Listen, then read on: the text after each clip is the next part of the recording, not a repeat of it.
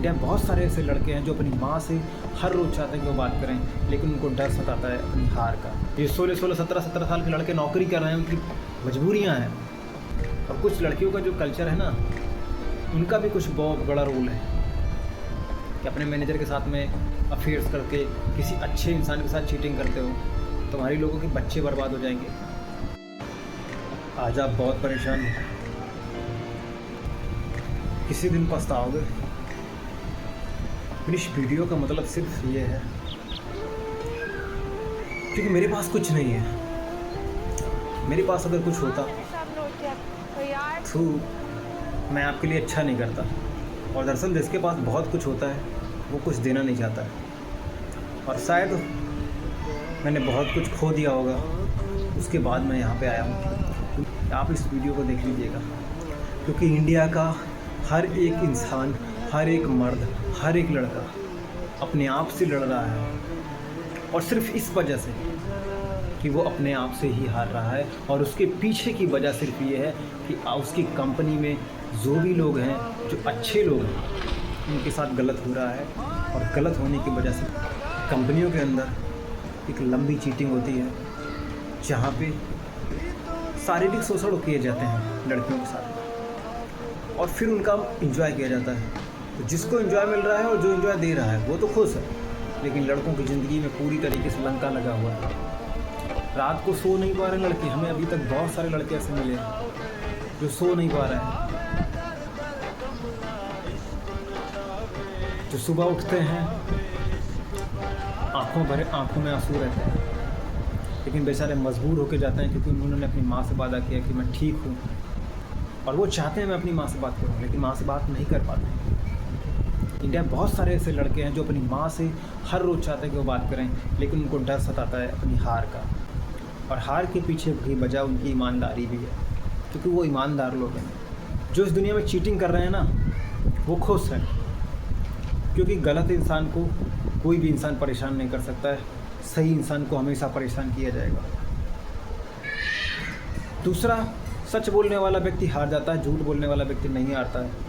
क्योंकि इस दुनिया में 95% लोग झूठ बोलने वाले हैं, 5% लोग सिर्फ सच बोलने वाले लोग। 95% लोग वो झूठ बोलने वाले हैं क्योंकि जो किसी के साथ चीट करते हैं वो भी झूठी है, वो भी अच्छे नहीं हैं। और उनमें से कुछ लोग ऐसे भी हैं जो जानते हैं कि मैं गलत हूँ, लेकिन मैं सही की तरफ नहीं जाऊँगा, वो भी लोग भी गलत हैं।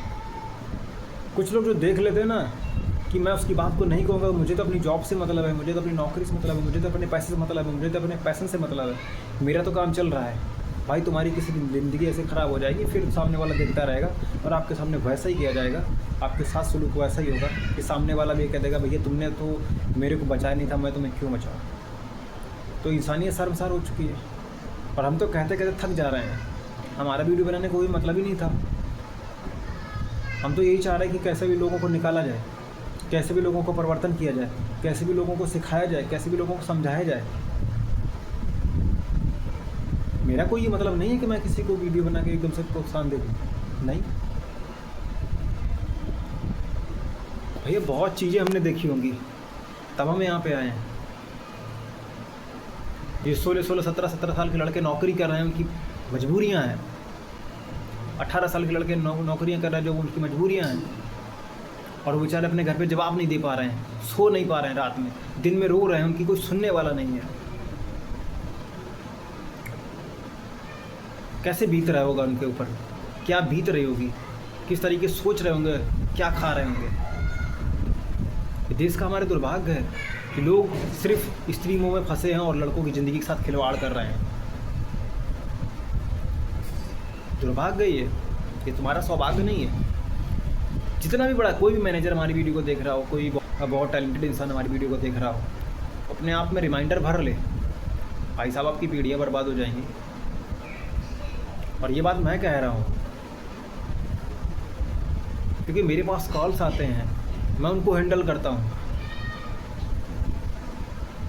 ऐसा नहीं कि मैं बहुत ज़्यादा खुश रहता हूँ, भैया मेरे पास बहुत ज़्यादा पैसा है, ऐसा नहीं है। मेरे पास 1 रुपये नहीं होता है, लेकिन फिर भी लोगों की समस्याओं को समझता हूँ, लोगों की भावनाओं को समझता हूँ। क्योंकि सबसे ज़्यादा यूथ इस टाइम पे अपनी सिर्फ बात, मन की बात को कहना चाह रहा है, और उसकी बात को कोई सुनने वाला नहीं होता है, सबूर होता है।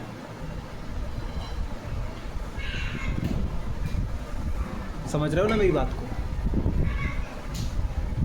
कोई ऐसा नहीं आया हूँ मैं यहाँ पर। तो जितने भी भारत के युवा डिप्रेशन में रहते हैं, जिनको लगता है कि मैं अकेला हूँ, जिनको लगता है मैं परिस्थितियों से हार चुका हूँ, उनके लिए ये वीडियो बहुत सूटेबल है और उनके लिए मैं हमेशा सूटेबल रहूँगा।